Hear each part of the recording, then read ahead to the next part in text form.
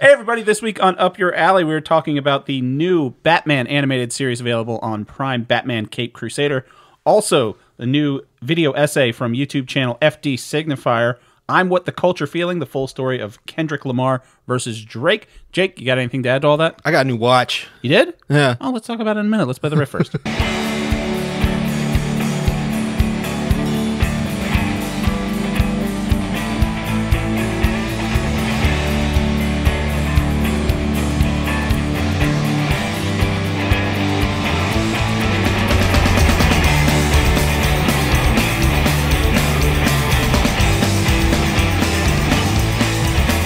What kind of watch did you get? Casio. Is that okay? So is that like a new watch to you, but it's an old vintage watch? It is a new watch, but it is a dumb watch. Oh, Yes. Yes. that's fun. Yes, it is fun. It tells me the time, the date, And that's it. gives me an alarm, and has a button for a light. That's all I need. Outstanding. Hey everybody, welcome to Up Your Alley. We're here to talk about dumb watches. Yeah, let's keep going. It's a show with two best friends. That's me. My name is Taylor Egger, and with me, as always, is my best friend Jake Baggett. Say hi, Jake. So I went online looking for Gorillas merchandise, right? Gorillas the band or Gorillas the primate? Both. I was hoping that Gorillas would be in Okay. Gorillas. Well, technically, Damon Albarn is a primate, so yes. Okay. You're not wrong. You're obnoxious, but you're not wrong. And they had a limited run of these Casio G watches. Yeah. And I was like, those look incredible. Yeah. And those serve a great function that would be perfect for me for my job. I can't wear smartwatches. And I was like, they're sold out. That sucks. And then I was like, check eBay. They're like, I'll give you one for $600. And I was like, that's too much. Yeah. And then I was like, how much do these types just cost? And they're like $16. I said, sold. That's awesome. Yeah. There's a story. Yeah, I guess.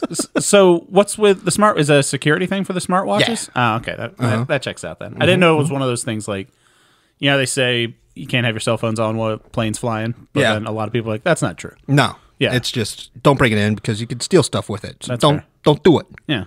So we did get some upgrades to the studio. That's very true. I love the mini fridge. Mini fridge stocked with Liquid Death. Still not a sponsor. After all this begging. Yes. Still not a sponsor. Do you write them? No, I feel don't. like you wrote them once. I think I did. I think I tried to get them to sponsor All Affleck April. No, I tried to get Dunkin' Donuts to sponsor All Affleck April. I remember that. Yeah. Let's try Liquid Death. I think maybe on Halloween or something like that because they were doing some kind of promotion. They're still doing a promotion where they're giving away a jet in September. Who? Liquid Death. Oh, yeah? Yeah.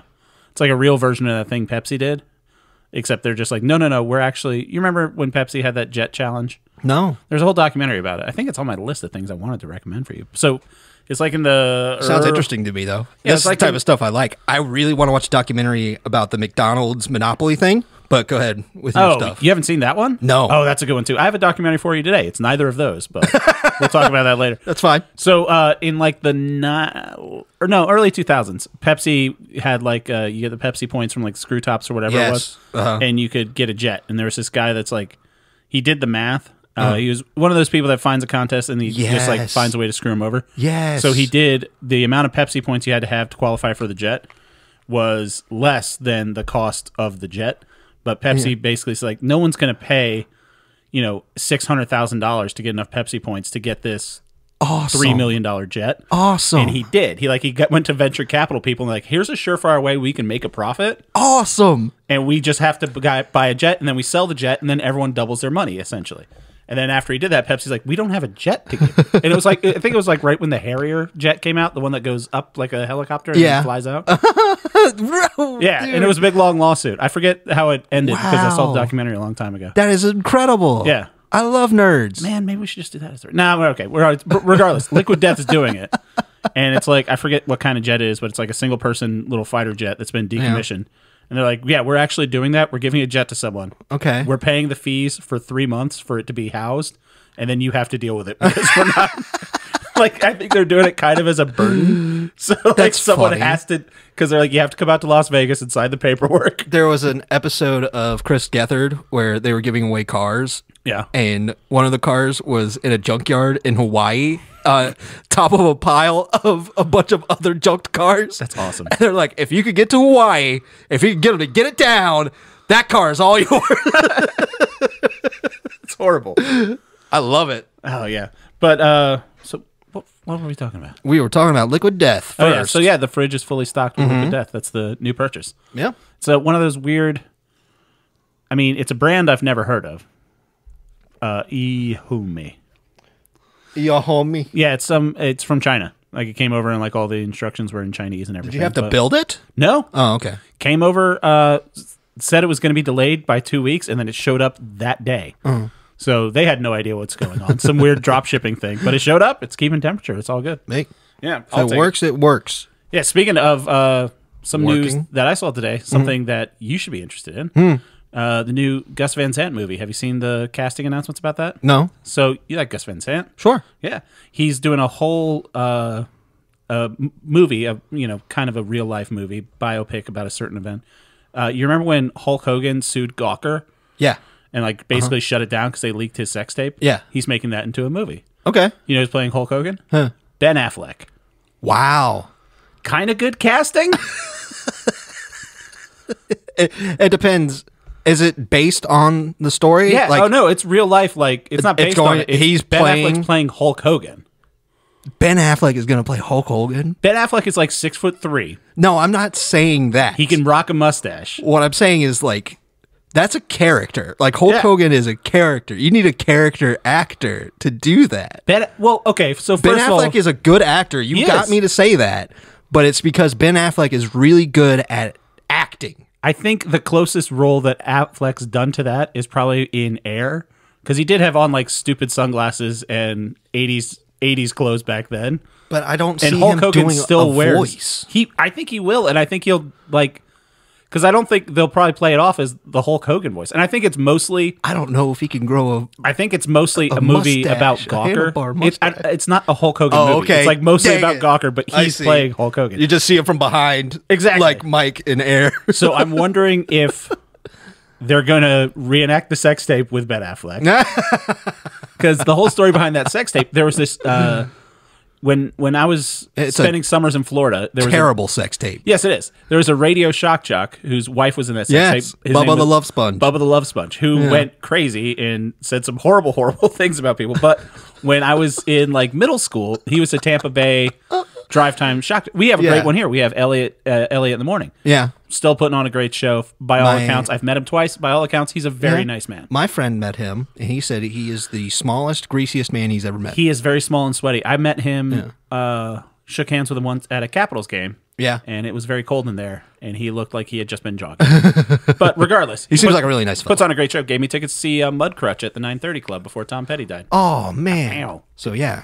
So he's going to go down in history as a good guy for you. I'm curious if see now something bad's going to exactly. That's why I came with the disclaimer. Bye-bye. So I really am curious if they're going to reenact that sex scene and who's playing Bubba the Love Sponge. Maybe Matt Damon will play Bubba the Love Sponge. Man, I don't even know what he looks like. Bubba the Love Sponge sounds like a very fat person. He looks like what you think. Picture him in your head. You nailed it. Man, that stuff is crazy. If you just visualize, just in your mind palace, a Tampa Bay radio shock jock named Bubba the Love Sponge, whose wife banged Hulk Hogan. Yeah, that's what he looks like. And Hulk Hogan went ahead and took an aside during that video to talk about how racist he is. That's right, he did do that. I think that was the... like the Holy decline cow. of celebrity sex tapes. Like we're leaking all these celebrity sex tapes. Yeah, it was Paris Hilton, then. Kim Kardashian, and they're like Hulk Hogan. Everyone's like, ew, man, why? Oh shoot, they one of the New Day, they're a tag team at WWE right now. Yeah, that's exactly what I would Nailed think. It. That's what he looks like. He looks like Fred Durst and Steve Harwell from Smash Mouth had a baby. They leaked one of the New Day. The New Day's a tag team for WWE. Sure. They leaked one of their sex tapes. You're being pronoun ambiguous. Because him. I can't remember his name. It's a dude, though. And his reaction was, yeah, like, neither of us are married. We have sex, we record it. Just a thing we did. And then it was gone. That's a bummer. New Day is awesome. Yeah. So, one thing I want to talk to you about beforehand was, I finished the story of Elden Ring. Nice, man. Beat Good the job. Elden Lord. Rock and roll. Got some help from some online people. Sure. Shout out to all the furled fingers out there. So I've been looking for a new game to play, and I booted up. I haven't gotten into it, installed it, and I created the character for Mountain Blade 2 Bannerlord. Yeah? I've never played any of these games. Man. I heard, weirdly enough, comedian and podcaster Shane Gillis talk about it. Like, he was playing that. He's a huge history nerd. Okay. So he would just talk about how he doesn't want to do the podcast right now. He wants to go play Mountain Blade Bannerlord. Okay. So it seems very intense as a RPG. And kind of an RTS game a little bit. Yeah. So it's going to be a legit role-playing game. Try and create a character that you want to play as a character, you know? So, like, I haven't played Mountain Blade 2. I played a lot of Mountain Blade 1. What was that on? Warband. Just computer? Yeah, computer. I don't know if it came out on anything else, but I played it a lot on the computer.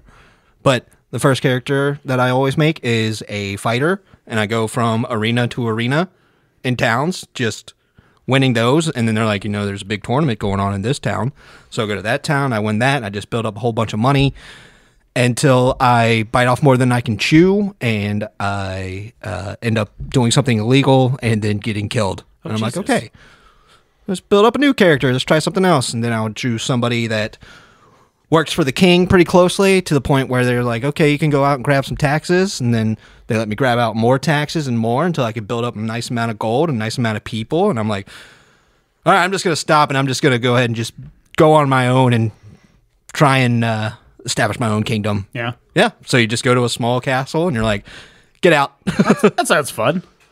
I got... I would knew say I had start to... small just to get what being a person is in that game. Yeah. So like what I did, just making a tournament guy, or you could. There's typically really good quests and stuff to follow, but then you just build up, and then you become super cool. You'll have your own army. You can start messing with people, and there's a great YouTube. It's Gamer Ranks with an X. Yeah. And they have a great series that's called like Before You Buy. Yeah. And it just tells you like this is what this game's about before you do it. And they had one for Mountain Blade 2, but it was when it's not the alpha. What was it called? Beta? Yeah, before it's out for sale. The beta? Yeah, whatever it is. Pre-release. Early access? Early access, that's the term I was looking for. And it was for that, and they're like, yeah, it's good. We don't know if the real game's going to be good. And then they never made one when the real game came out, because apparently it was in early access for 2 years. Yeah. So it was in development. I don't know. I'm going to boot it up, but I knew after I watched your recommendation, the FD Signifier thing, and I was down here working on stuff in the basement, and I just had like some YouTube video essays on, and there's this collection of them by different Minecraft YouTubers, and it's about this Minecraft world. What's it?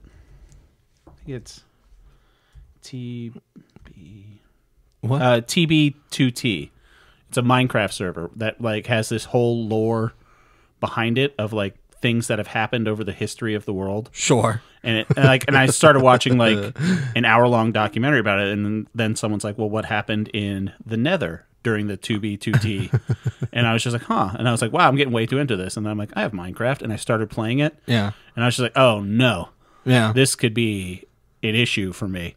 Really? Like starting to play a little Minecraft, I was just like, nope, I can't, because I've messed around with it, and then I just like fly into the sky and build a Mario out of pixels, and I'm like, oh look, it's Mario. Yeah, right. And then I stop. So that's why I downloaded Mountain Blade 2, because I'm like, this could be a problem if I just start playing Minecraft nonstop. Why? Because you'd get into Minecraft? Yeah, you'd be a Minecraft guy.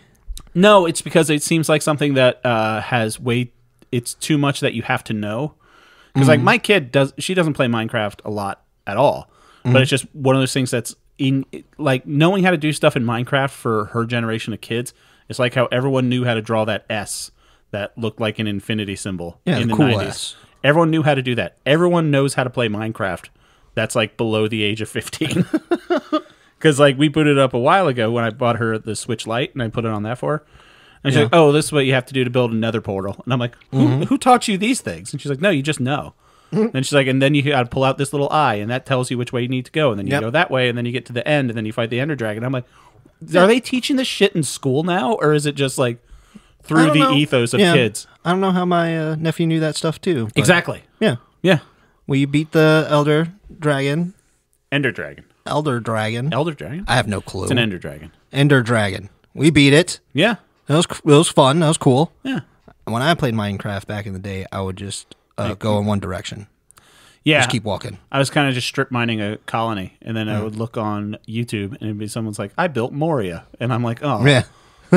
I just like go in one direction. These kids are better than me at this game. That's fun. But Warband's really cool. Yeah. I mean, I don't know. Bannerlord's the new one. I don't know if Bannerlord, how much it's changed. Mm-hmm. The only thing I know is that it's far more detailed. Like you can make your own weapons. That was something that they were working on. I don't know if it made it into the game though. Yeah. We'll see. Yeah, we'll see. You'll have to let me know. I'm going to check it out. I think it's going to be fun. Yeah. All right, let's get into what the recommendations are for this week. Let's talk about my recommendation for you first, since you didn't get as far into it as I was hoping you would. Yeah. We're on a time crunch. That's what happens when we record on Thursday and then record again on Monday. So I recommended for Don't Jake. blame it all on me. I'm going to blame it 100% on you.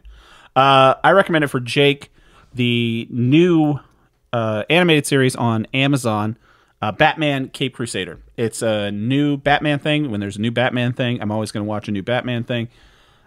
It's developed by Bruce Timm, who was heavily involved in the Batman the Animated Series that we grew up in. Yep. Or with, not in. That was a weird way to phrase that. What we grew up with. So it has that same aesthetic. It's not the same characters. It's not the same Batman. So it's a different kind of Gotham, but it's very similar to that. It's the 1940s. A similar color palette. Yeah, it's a type style. The character design's different. When I was looking at it, I was like, this feels like Bruce Timm, and then the first thing that you see during the credits is developed by Bruce Timm. And you're like, oh, that's great. Yeah. A lot of other weird producers on there, like Matt Reeves is a producer. I think that's a WB thing. It has to be. And J.J. Abrams was a producer too. That was when I was like, I don't know. But then it said Matt Reeves, and I was like, oh, that's great. And then Ed Brubaker, and I was like, that's pretty cool. Right. And here's what I don't get. So in entertainment, the producer's the person that goes out and raises the money for something to be done and like handles, the actual production to make sure this thing gets produced. Yeah. Why are these big name producers trying to raise money for a Batman? So isn't that just like, hey, it's Batman? I think you can also just get an executive producer credit by being that what it is? Like, you just throw your name on something and you get money off the back end? Yes. Huh. I think you can do it that way, but I think you can, because this seems like a no-brainer. I think you can give it 100% and be there every day and make sure that your money's going the right way. I don't think JJ was there. Or you can give it 10% and just be like, "You guys making me money? Because I hope you guys make me money." Or I don't know how much you get involved when you say you're an executive producer. You know what I mean? Yeah. Or it could be we want to do a Batman series that looks like it was done in the 90s. And the animation's not super great. It's the complete opposite of like an Into the Spider-Verse, but it's Batman. And they'll be like, we don't want to spend money on that. And they'll be like, well, J.J. Abrams is on board. And they're like, oh, okay. Right. Well, then I guess we'll give you some money. Yeah. Also, it's Amazon. They gave everybody money to do anything. Yeah. So I was immediately all for this show. I watched all 10 episodes. It's 10, 22-minute episodes. You got through the first 2? Yeah, I watched 2. Okay. So do you think that this is going to be something that you will be going back to? Of course. You liked it? So far, it's fantastic. Yeah. So it followed the cadence of the original animated series that we grew up with. It's a very Monster of the Week very well situation. Yeah. Well, the first one establishes that there's a big thing going on, and it also establishes the time period a little bit. Yeah. They never flat out say, like, this is the 1940s. The 1940s, but it feels like that's probably when it's going on. Yeah, there's Tommy guns, there's old looking Tommy cars. guns. He uses a radio with an antenna to talk to Alfred. Yeah. And I really like that setup. Yeah. But it reimagines a lot of the villains, and it does it in a very fun and cool way. Yes. And it does have them not just the villains, it does villain of the week. All the characters. Yes. Situation. All the characters. Yeah, there is there's not much to spoil because every episode's pretty self-contained. There's an overarching theme throughout it where it's all going on through the mayoral race. Harvey Dent's running for mayor. It's a classic time in the comics. Batman in this, I like that he's new. It doesn't really say that it's Batman first year, but it's still in the time where like the villains that are like loading stuff into a truck and they're like, why are you so nervous? And it's like, oh, you never know if the bat's going to be here. Like, you think that's real? Like it's still that time where everyone doesn't know there's a Batman. The cops... Commissioner Gordon's not putting up the bat signal on the thing, so it's still early days Batman. I think that's a Matt Reeves touch because he did that for the movie. Yeah. When he's like about 2-3 years into it. Yeah. So people know about it. It's not quite year one, but he's not front page news. Yes. which is it's great time for Batman because it lets love Batman. Yeah. I like the Lets him fail a lot more than he usually does, and I like seeing how he gets out of that type of shit. Yeah. You know? I like the character design. I love it. It's a big old cowl. Love big ears Yeah. on a Batman. I want a big yellow circle on the chest, but I'll wait. Well, see this I like either or Batman. I like this lanky big ears Batman, which honestly looks more similar to the Batman Beyond aesthetic than it does the How skinny he looks. how skinny and how tall the cowl is. It looks more like that than it does the Batman the Animated Series classic 1990s animated one. I like that Batman, or I like the big giant what is it, Frank Miller Batman. Yeah, sure. Dark Knight Returns, where he's just like a giant guy with little tiny, like it's like he's wearing a football helmet. It's the Ben Affleck Batman too. I was about to say, yeah. Yeah, You like the Ben Affleck. Oh, I like big either surprise. or. If it's just middle of the road, like I was never a huge fan of like the Michael Keaton suit. I didn't like the. Of course I loved it. I didn't like the bat suit in. I loved it in Batman and Robin. I like the suit better in the Dark Knight, or no, I'm sorry, in Batman Begins than I did Dark Knight. Dark Knight looked a little too techie for me, which I know is what Christopher Nolan was going for. I love the new Robert Pattinson suit. Yeah. I think that's great, which is more, functional Yeah. than anything else. The George Clooney suit was ridiculous, but it was supposed to be. I mean, they were selling action figures at that point. Yeah. So, Like having fun. a couple notes I had, which I'm not going to get into any of it. I love the thing that draws you into it. I don't know if you saw this episode, but there's a news report about the Batman, and it's just so 1940s. There's a direct quote that says, that Batman's got a lot of moxie. Yeah. And Cool. I was like, all right, this is fantastic. The first episode, they, just to set up, I think it does a really good job letting you know this is not the Batman the Animated Series from what we grew up with. Yeah. Because you go to the Iceberg Lounge, and which is where the Penguin is, but the Penguin is Oswalda Cobblepot. Yeah. They gender swapped the Penguin, which I thought was a great way to, and that was Minnie Driver playing the Penguin too. Yeah. She did great. She did great. And I think that was just a great way to be like, letting you know, it's like, hey, I know it looks like that, but it's not that. Like, you're not going to see the same people popping up. Mark Hamill's not showing up to be the Joker. Like, it's a completely different thing, which I was like, putting that episode up first, you're like, outstanding. And showing death and being like, here's some death for you. I was shocked Murder. at how dark it was just right out of the gate. I was like, this is good. This is Mask of the Phantasm, I would say. That's what you look for. I haven't watched Mask of the Phantasm in years. I'm going to tell you this, still great. Oh, I'm sure it holds up. I remember when It's wonderful. they put all of the animated series on Amazon a couple years ago. Oh, yeah? It was on Amazon Prime. They're like, hey, just all this is available. I picked, I didn't watch through all of them, but you pick and choose which ones you like. Like, you watch Heart of Ice and, like, the hits. Perchance to Dream. That's a good one, too. That was the best one. So you watched that episode, which had that, and then the second episode was with Clayface. Yes. Another great one. Yeah. So- Great one. I knew it, and it felt weird when he was at the morgue and he was pushing in the face, and the Yeah. face starts contorting. I was like, that's gross, and I know what's happening, and that's wonderful. That's great. Yes. Yeah. Always been a great villain, especially in the comics. Great in the Arkham games, too, Yeah. having Clayface. This way, I really like Clayface. There's a rumor, This is a great Clayface. there's a rumor that Clayface is going to be in the second Matt Reeves Batman movie, No. which I think would be outstanding. I don't know. What do you do? I don't know. You can Because make it work, they're still though. trying to go for a reality type thing. But are they, though? The whole city's completely flooded. You can flood a city. It happens to New York all the time. Not in that And no scale, though. Riddler, not needed, none. Well, I Wait guess- until the Riddler does try. I guess we'll have to see what the Penguin series is like to Yeah. see how far it goes to realistic. Very true. Which I mean, I know James Gunn's going to do a universe that's more comic booky, which maybe that's what they'll do. Like whenever they bring Batman into that, it's going to be like, here's Mr. Freeze, here's Poison Ivy. She's making plants snap at people and do that sort of Batman, which I would love to see in live action. So Yeah. the I ones agree. you missed out on, just going down, because there's 10 episodes, and I think the one that I think people should watch if they're trying to pick up on just one of them is episode 3. episode 5. Episode 5 was my favorite one. Let me guess. Joker. No, Ah. no Joker in this. Ah. Kind of a Joker tease at the end. Yeah. But of course, it was just like Dark Knight, essentially. You got to choose to Joker. Episode 3 was with Dr. Harleen Quinzel. Okay. Changed that character a lot. Mr. J. Nope. Perfect. Pitch perfect. Of that Harley, yes. My impression. Oh, I know. That was really good at that. This Harley is different, and that is a dark episode. It's almost like Harley's Killing Joke. Like they kind of took cues from Killing Joke and put that into Harley, which I loved. Do you think this is a response to X-Men 97? I don't know when this was put in. Right. But that's why I think the Penguin thing was so good, because I got those vibes, but it wasn't a continuation, which is why I think they did the things. But also, they were really cooking in the 90s when they made X-Men, so let's try that again. And then they were really cooking with Batman at the same time, so let's try that as well. And I feel like, because they just got the team back together and just try it again. Right. Where X-Men was a continuation, this one's a reimagination.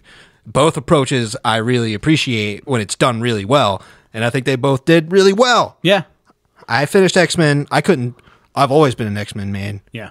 I know. And so I couldn't wait to finish that bad boy. And that was more serialized. And go ahead and just release it once a week. Go ahead.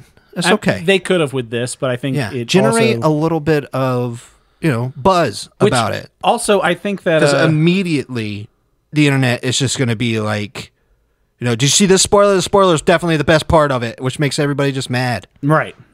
Which, I mean, I get it. I think that might have something to do with the fact that this is on Amazon. Amazon has a weird thing with Batman animated stuff. For some reason, this didn't go on Max. I think if Max had this and they were putting it out on HBO, it would have done better if they released it week to week, like X-Men 97 did. Yeah.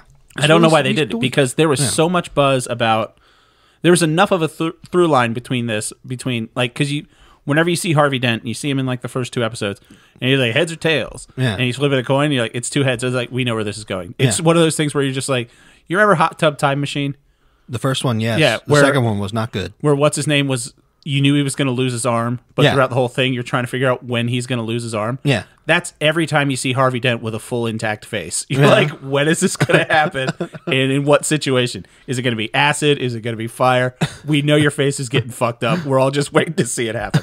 And it does happen later in the series, but it's great. Some of the villains that you will see later in the series, there's a whole episode with Gentleman Ghost. Okay. Which is outstanding, because when was the last time you heard anyone talk about Gentleman Ghost? Yeah, right. Yeah. The first man, they're reaching in the back of the closet. Wait for this one. In one of the episodes, the villain is Onomatopoeia. See, that's an interesting choice. Created by Kevin Smith in Batman Cacophony. I didn't like the first Cacophony. It wasn't great, but it was just one of those things where, I mean, Kevin Smith's got to be stoked about that when they see it. And it's great. He comes out, if people don't know, which most people probably don't, Kevin Smith did a run, it was called Batman Cacophony. I like Walt Flanagan's art. Walt Flanagan's art is very gritty. That was wild. It always has been like that. I didn't know that Walt Flanagan was an artist? Was an artist like that, yeah. I think he drew some of the old Clerks comics from the 90s.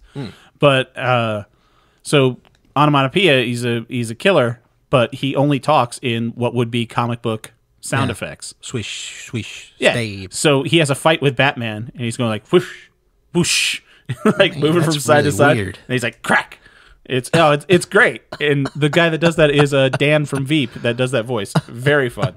Diedrich Bader is Harvey Dent. He is a former Batman. He's great. Yeah. Christina Ricci's in there as Catwoman as well. You remember what was that comic book run where there was like big masked burly big men with masks on, they were like robbing jewelry, and then Batman would be there and he'd be like, stop that, and then they would go and kill themselves, but then like next week there would be another one and he's like, hey, I thought you died, and he's like, I didn't die, and then he jumps off a building and dies again. I don't recall. You remember any of this? No. Shit. Well, it was the one time where Batman wasn't Batman, and he replaced himself with another guy. Oh, was it when he had his back broken by Bane? I think it was around that time, maybe. I can barely remember, but it was really cool because, like, he got like an all-star athlete. Huh. Because The thing was, like, the villain was actually a guy who had this machine where he could put his mind into other people's bodies, and that's why he would just use big burly men to do his dirty work while he stayed safe, and he would just kill them.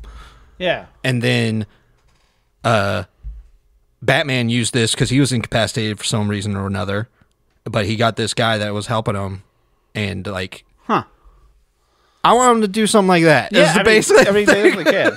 What was? All right, hold on. I gotta pause this because I can't think of that. It's been a long time since I read that story, but it really stuck with me. Not, I guess it stuck with me about 48%. No, it's bugging me that I can't think. It was something very it's big French or something. Was the guy's name? Why is this driving me so? Yeah, Jean-Paul Valley. That was his name. Okay, and he had a big cowl too. Okay, yeah, okay.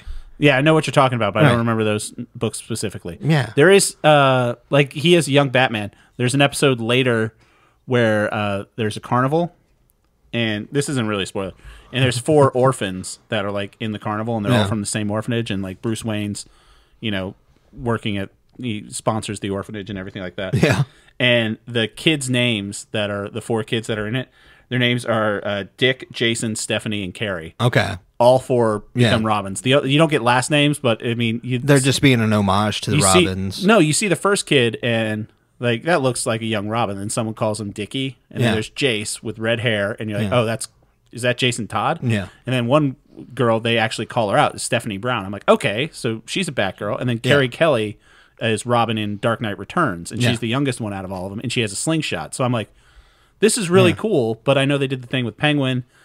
And I was like, so they might not be Robins, and they, it never happens. The but movie should work on that too. Do the Bat Family stuff, getting Batgirl in, getting Robin. Did you ever read War Drums? No.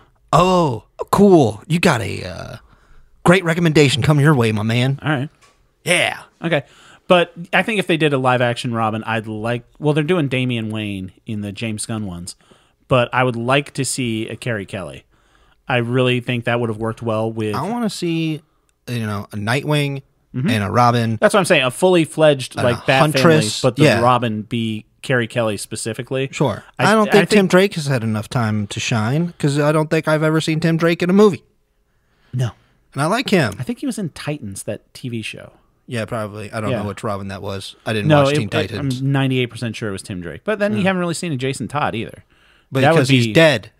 In my head, he's dead. Nope, he goes into Lazarus. He never print. needed to go back. And then he never needed to come back. Yeah, I love his story is so much cooler. It is that all comic book fans were like, I really don't like this new Robin, and then they were like, all right, so Joker has him and he beats crap out of him and he blows up the building. Yeah, call in now. Does he die or does he live? And the next issue is. Jason Todd is dead. I've got Batman Death of the Family over on the shelf over there. That's so good. Beat the shit out of him. Man. Last note I have, I'm assuming this is a 3 from you. Yes. You got to finish watching it. Yeah, I'm absolutely going to finish it. I watched it. I think it's better than the My Adventures with Superman, which was also very good. I would have to. And that came out once. That came out once that. a week on the on HBO, which is weird. I don't know. That was on HBO. Who knows about any of this stuff? There's oh my god.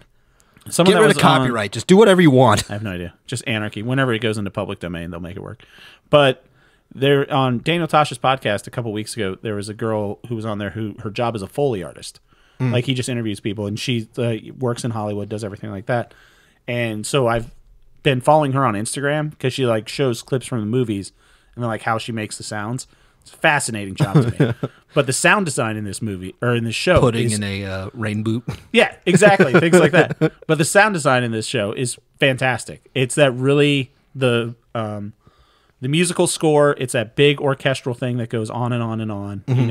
And it's the beautiful, beautiful music. Mm-hmm. And then the sound design of like people getting punched and everything like that. It feels really just great. I mean, I love the Spider-Verse movies. This is the opposite of that.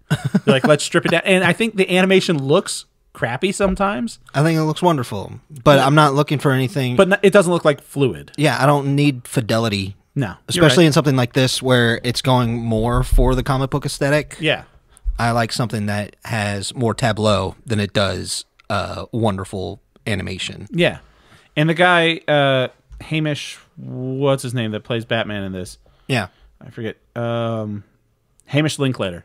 He's in the first episode. His Batman is great, but he sounds so awkward as Bruce Wayne. You think so? Which is something that I love. It's starting to fall for me. No, I think it's a choice. Yeah. Like that Bruce Wayne sounds unnatural, but then when he's in Batman, he's dialed in. Really love when he comes out of the water and he tells Barbara, like, I guess it's not a party till somebody falls overboard. Yeah, and it she's bombs. Like, that's great. And she just walks away, and then he finds another 2 girls. He's like, I guess it's not a party until somebody falls overboard. Like, That's a great Bruce Wayne. That's a good Bruce Wayne. Yeah.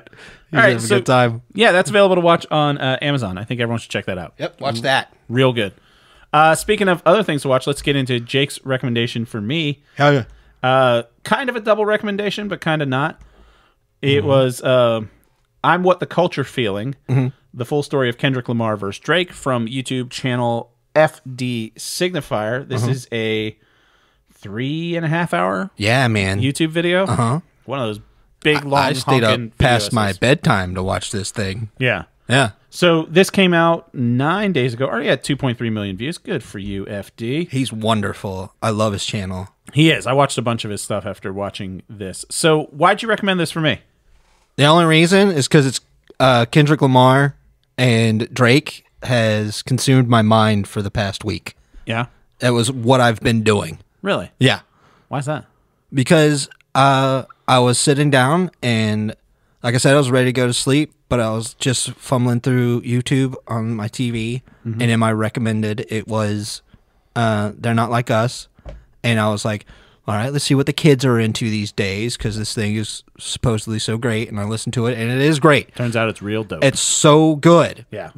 It's so good that I was like, what is going on with this? Yeah. Because it's so mean. Did you watch the video? The music video? Yeah. Yes. Okay. And I was like, why is he so mean to Drake? And I've been a Drake unsupporter. I really never really liked him. Yeah. From the Degrassi days.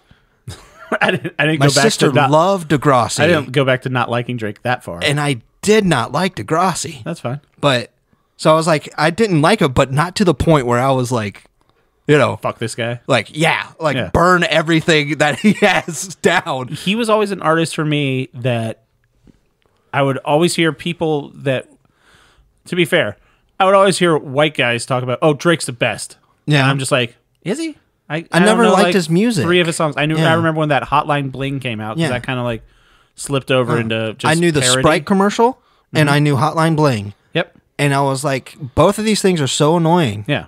Yeah. Now, to be fair, I knew about that much as about Kendrick Lamar ahead of time. I knew that he did a song with Taylor Swift. And Of course. of course I did. And I knew that I had heard some of his stuff, and this kind of plays into what FD Signifier talks about in his great. First of all, he's a 3. Yes. You also recommended a Kendrick Lamar album. Yes. Mr. Morale and Yeah. the Half Steppers, something like Yeah. that. Big Steppers? Big Steppers. Half Stepper is a Big Daddy Kane. So I listened to that as well. Yeah. If I had just listened to that album for me is a 2. Right. And the Kendrick Lamar stuff that I had heard, I was just like, yeah, it's good. It's not really for me. It's kind of like when I listen to certain metal, and I'm like, this is good metal. I Yeah. know that, but it doesn't speak to me. I can appreciate the craft. Yes. And my favorite rapper is Ludacris. Like, I like just catchy, I like Who Let These Hoes in My Room, pimping all over the world, hoes in different area codes. Like, it doesn't make you think too much. Sure. Yes. Which is what I like in rap. And then I kind of felt bad because I did know about this Drake feud, which when I first heard about it, like, what I understood was one guy's a really great socially conscious rapper. Yeah. The other guy doesn't write his own rap songs and was texting the girl from Stranger Things when she was like 15. I was like, I know whose side I'm on. Yeah. The socially conscious rapper that everyone seems to enjoy. Yeah, I think. And not the guy that's texting minors. And then I heard Not Like Us. I remember when that week that all that stuff went down, or 2 weeks, whenever it was. And like some podcast that I listened to, Brilliant Idiots with Andrew Schultz and Charlemagne the God. Like, Charlemagne doesn't like Drake at all. No, he's never liked Drake. I like no, he cozied up. And I like Charlemagne. Charlemagne has a new book that came out a couple months ago called Get Honest or Die Lying. Listen to that. He read the audiobook for that. I highly recommend that to anybody too. Charlemagne's just a very interesting guy. And when Charlemagne said fuck Drake, I'm like, I trust Charlemagne. So so fuck that guy. And then when I heard Not Like Us, when that came out, I was just like, oh, I guess I got to hear this.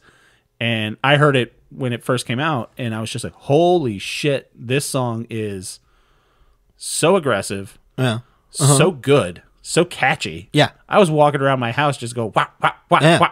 I'm just like, this is fantastic. It's hard to get out of your head. It's awesome. It's a very funny way, and then it's awesome to tear someone apart. Yeah, a pitch perfect response to just dancing on somebody's ashes after you already burned them so bad. And I didn't know most of the subtext of the things that went on with the different I didn't know any of this stuff. I listened to Damn, and I really liked it. I listened to Damn as well. Damn, I like Damn better than I like Mr. Morale. I would have to agree.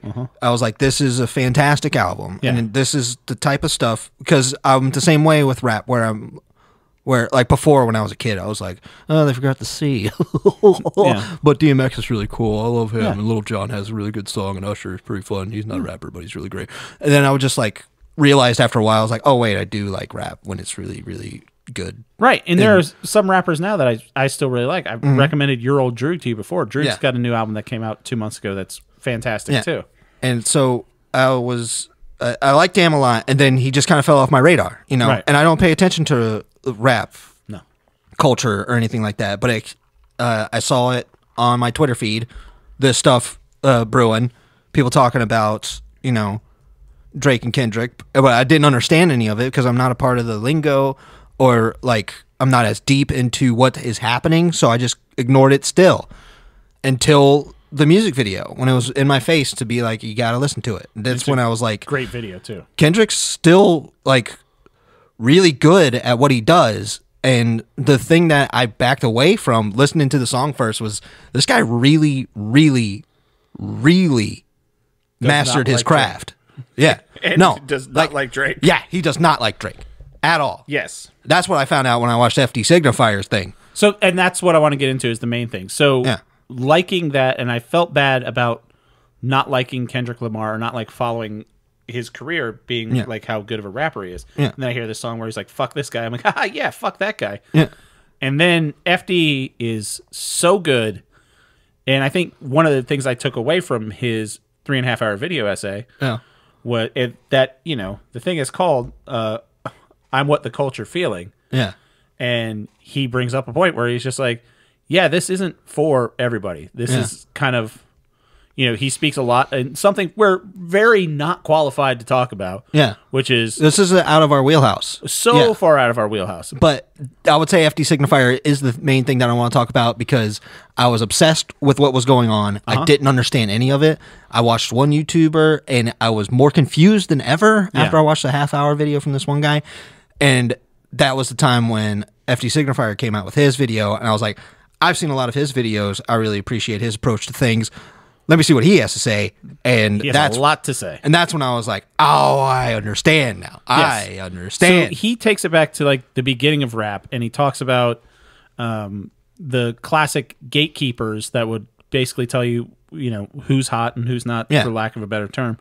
Like the guys that would control radio play and everything like that. Yeah. And what gets played at the clubs. Yeah. And shit like that. Back when radio had sway. It's like, if you're not getting played at the New York and the LA radio stations, no one's going to ever be able to find out about you. Yes. Which is one of the things I did, you know, growing up in the South in like the 90s and 2000s, when like Outkast came out, and that's why I like Ludacris. Like I've always liked the Southern rap more, like Ludacris, T.I., Lil Wayne, like just everyone, mostly Atlanta stuff.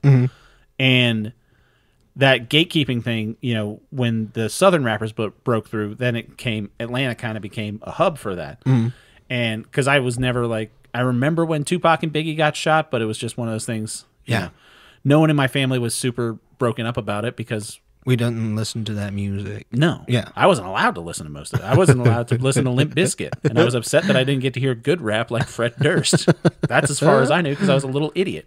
But FD, his video is just so good at breaking down why this is important. Yeah. But he gives you so much context. Yeah. The amount of context. That by the time you're an hour and a half in, that by the time he gets to start talking about Drake, Yeah. you're like, okay, now I'm invested. Yeah. Like, I really want to know. And he tells you all about how Drake grew up, and then all about how Kendrick grew up, and then how they met. Kendrick was opening for Drake. I didn't know that. Yeah. And then I didn't know all the stuff that Drake did to Lil Wayne when Lil Wayne was in jail. I'm like, well, fuck you. I like Wheezy. Yeah. Wheezy did a song with Weezer. It was really great. And just his in-depth and well-researched, well-thought-out, from just a technical standpoint, the way he shoots his video is great. He's got one side, he's got a couple different angles, and he's got one side that's a green screen that he's projected a brick background on, and then he'll just project things behind him on that brick wall, which is just chef's kiss. Yeah. Like the way the video is edited. Like, I was just looking at little technical things like that. Yeah. Very good at it. It's him and Dan Olson and H-Bomber guy. He's up there in that lexicon of video essayists. Well, just that he has his style too. Because I watched probably 8 of his videos, and Lindsay, another guy, Lindsay that we talked about as well. Yeah, I believe they're all on Nebula. I think they are a lot. But you can tell that these people really care about what they're writing about, and that's what made me want to watch this video. And yeah, I walked away being like, because society's passed me by all the time ever since I was a kid. Yeah. And I'm fine not being a part of it. Yeah. I've always have been. But it's nice to know what's going on. Yeah. And having a person that is trying to be as objective as possible, and he says it multiple times, but he is a Drake hater. But he's like, I am trying to approach this as historical as possible. What I like of it, that's the thing. So I have notes when he's talking about there's an old in his documentary when he's talking going back in the time, and he's showing like how things started. There was an old newspaper or newsman clip from the 80s that was great. He's like, there's a new sound coming from the streets. It's called rap music. And I was just like, God, that's just hysterical now. Yeah. So, and then he talks about old Kanye West coming out. And I got to say, as terrible of a person as he is now, as soon as you see old Kanye and he's doing like 2 words with Mos Def, I was like, I remember this song. This song fucking... Yeah. He performed this with Mos Def on Chappelle's show. And I think that was the first time I saw Kanye West. And I was just like, this guy's fucking great. Like staying up late and watching Chappelle's show. That's true. Yeah. So FD does take a turn about halfway through, which I loved. I thought this was going to be a scholarly thing where he's just breaking down the history of rap music. Yeah. And, everything that took us to get here. And then like halfway through, he's like, I fucking hate Drake. Yes. Like, my favorite is when he's just like, if Drake's your favorite, there's something wrong. I have that written down. It's exactly what, if Drake is your favorite rapper, you probably suck. Yeah, you probably suck. Just like, he's like, you can like Drake, but he's your favorite? Yeah. People probably think that about me liking Ludacris. And they're probably so right. Funny. I do suck. But, so he said that Drake fans are like Dallas Cowboys fans. Yeah. And he shits on Drake and Drake's fans for like 5 minutes. And it was the best part of the whole thing. It was really good. It felt... It was very lifting. It was very cathartic for him. Yes. I'd be interested if I was like, did you have to film that first just to get it out of your system before you have to be objective? Or did you shoot this chronologically? Like, I don't know. But the way he breaks things down without being... I think there are a lot of YouTube video essayists that do this. Dan Olson's really good at this too, where he breaks things down, tells you why it's important, but it never comes off as condescending or lecturing or anything like that. It's just this crazy, engaging way to talk about anything. I can understand what you mean. I like trying to come at it without the bias, without trying to make you feel like, I'm sure he wanted people that love Drake to watch this, but he's like, you know, he had to draw a line in the sand at some point. And I don't think he's wrong to draw that line. No, I don't think so at all. I either. think Kendrick's but there songs was a guy, I can't even remember his name, but after the third diss track, where like the picture is revealing all the stuff that Drake has, right? With like it's like an Ozempic prescription and shit like that, and like one of the guys' reaction to it was like, he's like, I feel so weird having information that I shouldn't. Yeah. And it's like, it's very true. It got scary after a while. I think when because I think I said this on the show last week, but Josh Johnson, who is a pundit on The Daily Show, he had a 30-minute YouTube clip that was literally just called Drake and Kendrick Explain to White People, where he's just doing it on stage. I think he did it at Denver Comedy Works, I think. I like him. He's great. Yeah. Anytime he puts up like a 20-minute clip twice a week, and I'm just like, holy fuck, this guy's prolific. He's so funny. Yeah. He's very smart, very measured. He's a great dude. So I had seen that, and it wasn't super in-depth. But then after watching that, in my algorithm, especially on YouTube Shorts, popped up the thing that FD talks about, the pop-up show where Kendrick plays Not Like Us like 5 times in a row. And just that clip of him dancing around that red hoodie, just being like, hey, Drake, I heard you like him young. I'm just like, holy fuck. Like, this is like a public execution that he's doing in Los Angeles. And it was one of the most fascinating. Like, seeing that reminded me of, you're going to see clips of that in music history classes, I feel. Like, because I took a pop music class in college, and you would see, like, they'd show video of, like, Bob Dylan. They'd show video of, like, Jimi Hendrix lighting his guitar on fire. The Beatles on the Ed Sullivan Show. There are like these classic clips that like tell a quick story of music history. If you're making a snapshot of things, great live performances, I think Kendrick Lamar at the Forum singing Not Like Us is going to be That's one of the up things there. that I got from the video, right? Is since I'm not a part of that culture, I don't know what's happening in rap. And he's right that Drake got so prolific that rap started sounding like Drake's style of rap, right? You know, and that's interesting. You know, that he makes a great point that Kendrick comes back with this awesome song, and he's like, "It's so good." Just interesting to see where rap goes from here. Yeah, you know, 100%. It could go in any direction still, but it's going to go in a different direction now. Yeah, and that is fascinating. Also, you know, I went in going like, "Why does Kendrick not like Drake?" And then I learned out so much. Yeah. I think, geez, just that music video and that live performance. And granted, I am not like Kendrick Lamar. Like, when he says they not like us, I'm not. I'm outside of the culture. And that's fine with me. I can appreciate that. Is one of the most aggressively mean things to say. I and love have it. a bunch of people, like in the music video, he has like a drone shot of just hundreds of people in the streets of Los Angeles. That's beautiful, man. If you're Drake, you got to be sitting there watching that, even though you're a billionaire. Dude, you just watch it. Did like, you not see the clip of Drake? And people are saying they not like us. They not like us. And he starts crying. You can see him choke. You can see him. That's aggressively mean. I was. Ooh, Granted, man, does he deserve the it? weight of what's happening, man? Maybe it's one of going those, insane. It's one of those Omar Little things, man. If you come at the king, you best not miss, because it sounds like Kendrick Lamar's gonna fuck him up. It is fascinating. It's truly fascinating, and I didn't know, that's the other thing that FD brought up. I didn't know Drake put out another song after that where he's like, oh, this was fun, guys. Yeah. It's just like, holy fuck, man. My favorite, I'm sure this joke has already been done, but you remember that Key and Peele sketch sketch where it's MMA beforehand, and he's like, like, I want to take him, I want to take him out, old man. It's like, when you are like breathing through tube, so great. You will see the face of God. It's exactly like that. I will say I want to recommend a couple other videos from FD since I you started watching him. Oh yeah, man. Subscribe to him. He's definitely subscribed to. He has a great one. I will probably buy Nebula because of him. Yeah, it was 7 months ago. It's just called Eminem and the White Rapper Problem. Yeah, I haven't watched that one yet. I'm looking forward to it. Real good. That was probably my favorite one, just because that kind of spoke to me. Because it kind of like how he went back in the history of this. He goes back to like Vanilla Ice and shit like that, and just says like, why Kid Rock? No, God, Kid Rock. More like Kid Rap, because he's so good at it and he's so young. That's what I would have done in my video about white rappers. I can't wait to see it. Yeah.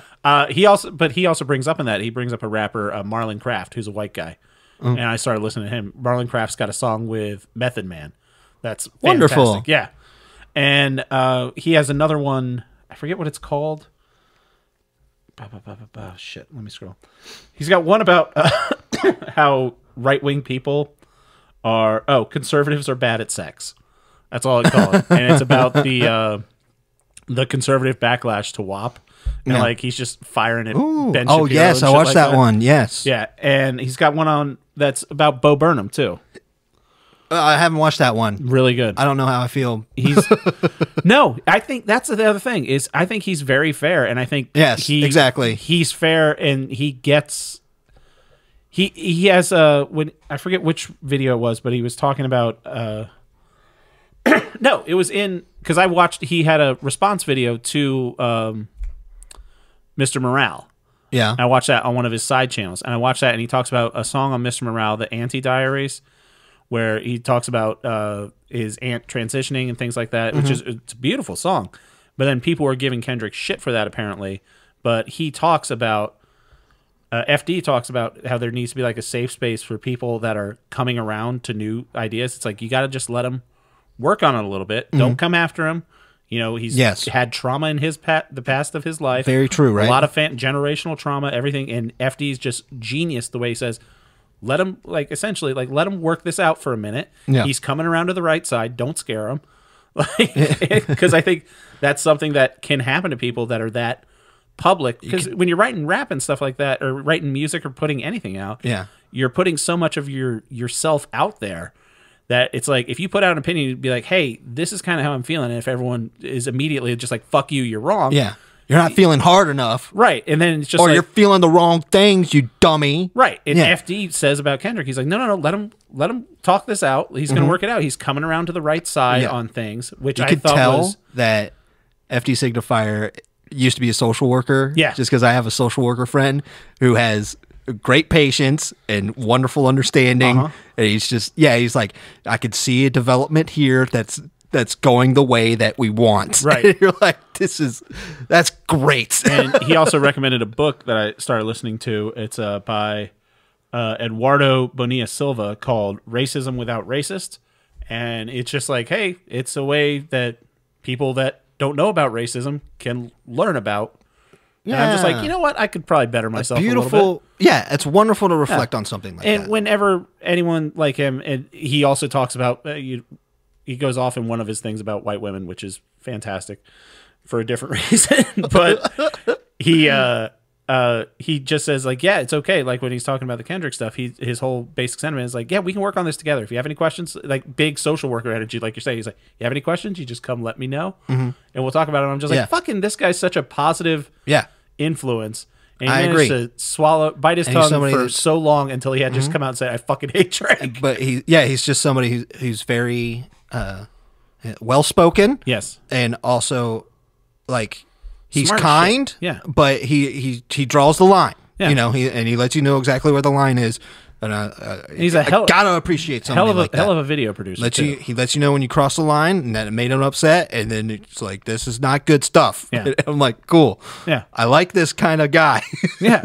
Just as a content creator, he's just very positive. As a writer, as a video creator, I think he is wonderful. I forget which one of his videos he was talking about it, but he mentioned something, and he's just like, yeah, and did this video. It didn't go as well as I thought it would, and I'm just like, it's kind of fun seeing that side of content creators working things out. And be like, oh yeah, I made money off of this one. This one didn't do as well, so I'm kind of, I want to talk about this, but I also need to make some money and yada yada yada. Cool. Which is cool. Yeah, just good dude. Yeah, good find on that. So he definitely gets a 3. Wonderful. All right. If you want to get in touch with the show, you can email us to upyouralleypod@gmail.com. But first, let's figure out what we're going to be talking about next week. Yeah. What you got for me, Dweddy? I'm actually kind of excited about this one. I'm sorry, it's another YouTuber. That's fine. Already. But I started watching her again, and I feel like you're going to enjoy it. Okay. Do you remember Simone Gertz? So she used to be on Reddit. She used to make the shitty robots. She was the girl that made the robot that slaps you in the face for an alarm clock. She was the girl that made that extremely aggressive helmet that brushes your teeth. No idea. Really? No. So she was pretty cool. She is pretty cool. She. How do you spell her name? Simone. Simone. Yes. Gertz. G-I-E. I mean, you type in Simone, it just pops up Simone Biles because she's in Olympics right now. Yeah, that's true. G-I-E. Yeah, I got it. Okay, good. Jertz. Yes, I think her videos about the fun, silly little things that she makes are really good. But she is starting a new series. I think it's called "Was It Worth It to Make My Business?" Mm-hmm. I think you're really going to enjoy what that episode is, and I really look forward to the direction that series is going to go in. Huh. I watched this, and I felt a lot of vibes that I think will really generate with you. Okay. And she's just very funny. Yeah. The stuff that she makes. Her first video that pops up on her thing is about Truckla, the world's first Tesla pickup. From Simone? Yeah. That's wonderful. I really wanted to make you watch that video today. Not going to happen. So I sent Jake a text. We talked about this before the show, but it was popped up in my YouTube feed. Yeah. That Tucker Carlson had an hour-long video reviewing the Cybertruck. Oh, my God. And I'm like, God, if I wanted to punish Jake, Yeah. I'd make... Keep it on the burner, buddy. Tucker Carlson reviewing an Elon Musk vehicle. And I Jake, never want to watch that. that would be the worst. There was Yeah. Also, I watched over the weekend. I watched Joe Rogan's new stand-up special. Yeah, I'm never going to watch that. Okay, so it was another live one. Yeah. So that's what Netflix is trying to kind of do now. They did it with Chris Rock. Yeah. And they did it with the roast of Tom Brady. Yeah, I'll say this. I am a fan of Joe Rogan as a podcaster. I think there are some people that he has on that I do not. I don't listen to every episode. There are some people, if he has someone on and I think it's going to be a fun conversation, I will listen to him. When he talks to like astrophysicists or weird Graham Hancocky people or Graham Hancock, like those are very enjoyable episodes. Or if he talks to someone that's not really, a comedian guy. Like at one point he had Rob Lowe on a while ago. And that's interesting. I'll listen to Rob Lowe talk to somebody. I think he's a peddler of misinformation that wants you to be stuck in his web of lies so that you do not escape and you only believe what he has to say. So you're not a fan? I'm not a fan of him at all. I think he's really good at MMA commentary. He is. So I'll say this. He is good at that. This stand-up special, not great. It doesn't look great. It was 2 bits that I had already heard from previous specials, and not knocking on the guy, but he's got hundreds of millions of dollars, so it's whatever. It's a thing where people still have opinions about current events who stop watching the news. No, I understand, but I didn't want to talk about the content because the content was it was more of the same. It was nothing. It was nothing interesting. I want to get into it. No, well, you haven't seen it. So. Yeah, that's why I don't want to get into it. It's just this live stand-up event. I don't think they work. No. I think edit it. I think stand-up needs to be either you're there live, yes, or it needs to be a special. I don't think this stand-up special live on record it over Netflix, 3 days, make it work, and make it work. Like we saw Ari Shaffir record his special. We haven't seen that edited yet. It could be when it's edited. It's a nice cohesive special. We didn't think it was great when we saw it, but I think I think we talked. It might not be, but we talked about that when we went and saw that show. We're just like, you could probably find it in the edit. This was a live thing, and it's just like people if you don't react get to things differently. There's different energy around different jokes. You see it when you see a live performance. You pick it up pretty quick where things go. It just not translate at all when you're watching it streaming live. Like, okay, it's wild. If Eddie Murphy does 3 different takes and he uses 3 different takes because 3 different takes are really good. Yeah, that's how you do it, right? So it's weird doing it live. It's the same thing with Broadway. Watching sports, you watch it live, or you watch the edited, right? Like they did stage that with performance. They did that with Hamilton. Like it wasn't a live broadcast of a performance of Hamilton. No, they filmed it over like 3 different nights and edited film it it together on stage, and then you choose the best stuff. That's the thing. It's like some people are saying like comedy, like it's sports. It's like, oh, you're watching it live, like the Super Bowl. It's like, but we don't know what's going to happen in the Super Bowl. No, you know what this is like. You know, this the is a setup. This is a stand up. I don't think it's beneficial to do it live. It is a scripted event where you can catch it in the best light possible. Do it that way. It's like you're trying to catch lightning in a ball. It was underwhelming. Like I was sitting watching, I was just like, it's like parts of it were funny, but I'm just like, what? This probably would have been better if he had shot it and edited it together into more cohesive manner. Yeah, which I don't get. Like watch the Olympics live. Have you watched the Olympics? No, I don't have live television. Did you watch that French? The guy with the big dong that got that lost his chance because his big dong got in the way. It's my favorite story. No, that's not true. That's my second favorite story of the Olympics. What's your first favorite story? I gotta find this that athlete's name. Turkey guy. The Turkish marksman. I just love. I Great love meme. that he's got his hand in his pocket. That's so cool. It's so great. And that Korean lady That has all the shit. but she is beautiful. Right. Oh Well, my god. There's a gymnast from Italy. Her name is Giorgia Villa, Yeah. and she's my new favorite person because she's sponsored in Italy. By Parmesan cheese. Did you see that? Yes. Oh my Those God. Pictures are wonderful. How great is that? And I don't care. She's endorsed by my favorite cheese, and I'm like, well, now that's like how like Michael Jordan, was endorsing shoes, and if you're a sneakerhead, you're like, this is Michael Jordan. He likes his shoes. This will make me care about gymnastics. She's endorsed by she got the Parmesan. They're That's very wonderful. no. First of all, she's endorsed by Parmigiano Reggiano, which is a very Okay, specific good. type of cheese. All I heard was she He is sponsored by Parmesan. Well, it's the best Parmesan. It's Parmigiano Reggiano. It's like when Jenna was sponsored by wool. Just wool. Yeah. No, this is more specific. It'd be like if Yeah, she was good, sponsored good, by good. like cashmere wool, But just be like the best of the having best. your picture taken with a big old wheel Several of Parmesan wheels of is cheese. wonderful. Those wheels of cheese cost more than a Kia. The one thing that I will say about the boxing event is it is so funny that Watching people frantically backpedal. No, you know about the one with the two ladies that fought. Watching So, people frantically backpedal with no commentary when One- they find out they're wrong. Yes, that's hilarious. But the thing that was so funny is watching a boxing match where the first punch is thrown and they get hit and they go, I quit. That'd be me. That hurts too much. That's why I'm not in boxing. Exactly. You know? The first punch.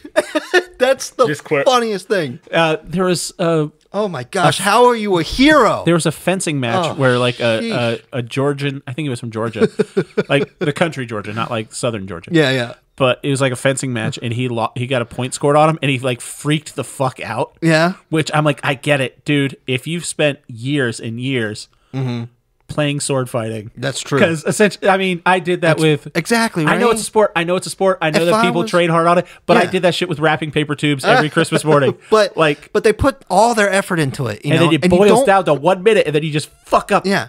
And then right you there. fail, and I feel that, but you're out there and you're trying. You have an opportunity in the Olympics. Yeah. You take a knock on the noggin and you go, I cannot. Done with this. Yowie. That hurt. It'd be like if you were going up, like you trained for the ski jump, like the big long one, and you get to the top, and you're just like, nope. If the Jamaican bobsled team went up and they were at the top of it, and they're like, there's no way we could do this. I don't feel good about this guy. They tried, Yeah. That was the thing. You did not try. You are not an athlete. That is Fucking- it. Also, one thing that You did as good in boxing as I would do in boxing. just about, yeah.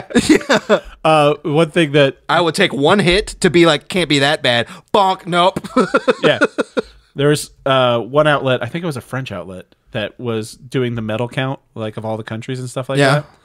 And what are we at right now? USA number 2. 79 medals. Nope, number 1. Yeah. That's what's up. But they didn't have us as number 1 for a while. Yeah. Because I think it was the French press, or I think some press out there.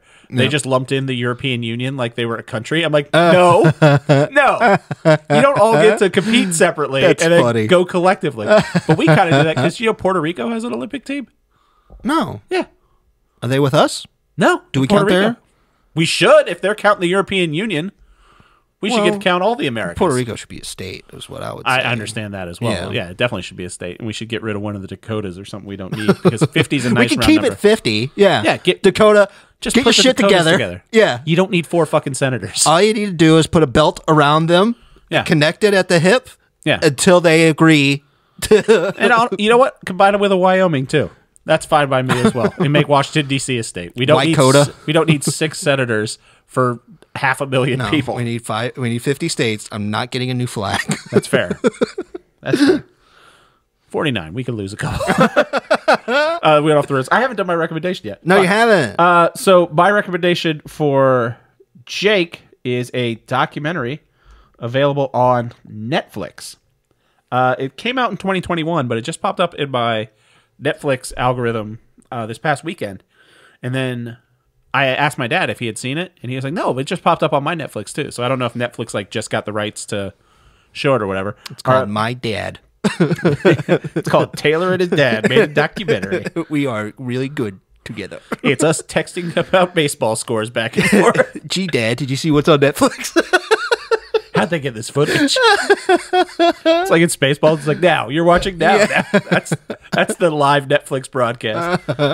Does the name Charlie Trotter mean anything to you? That was the guy that was with Huck Finn on the raft going down river. Nope. So this is a documentary called Love Charlie: The Rise and Fall of Chef Charlie Trotter. He's an American chef. Okay. That's all I'm going to tell you. Very interested. That's all I'm going to tell you. That's it? That's all I'm going to tell you. Okay. It's called Love Charlie: The Rise and Fall. That should tell you something. Yeah. The rise and fall. He fell at some point. Slipped in the kitchen. He wasn't wearing his non-slips. The rise and fall. See, so you have seen this documentary before. He woke up in the morning. He didn't wear his oil-resistant, slip-resistant man. shoes. No, very interesting documentary. It's more interesting if you don't know about him. All right. Interviews, the little talking heads, Emeril Lagasse, Wolfgang Puck. Yeah. Like some big American culinary names. I used to give Matty Matheson a lot of shit. Yeah. Because I was like, I bet you he just couldn't wait to get out of Chef game. He wanted to be an actor so bad. He's about it. I'm saying, good on you, man, because that is a hard game to play. Yeah. You are a great chef, I'm sure, but you're a really good actor. You're very fun. Yeah. So go ahead. You follow that. Follow that river, buddy. I've got his cookbook over there. He's great. So yeah, I'm going to watch, shit, I lost her name already. Simone Gertz. Her YouTube channel. Jake's going to check out Love Charlie on Netflix. I knew I liked her when I was watching her video about trying to make a hat that's also a bag that she could use at the shopping mall. She's sewing and she's going, I just want to bring this to the supermarket. So somebody says, that's cool. Where'd you get that? And I say, I made it. It was great. Don't spoil it for me. Thank you to Jimmy for doing all of our artwork. Thank you to our buddy's brother Bill. Jake, thanks for coming over. I will see you next week. See you next week, buddy. Bye.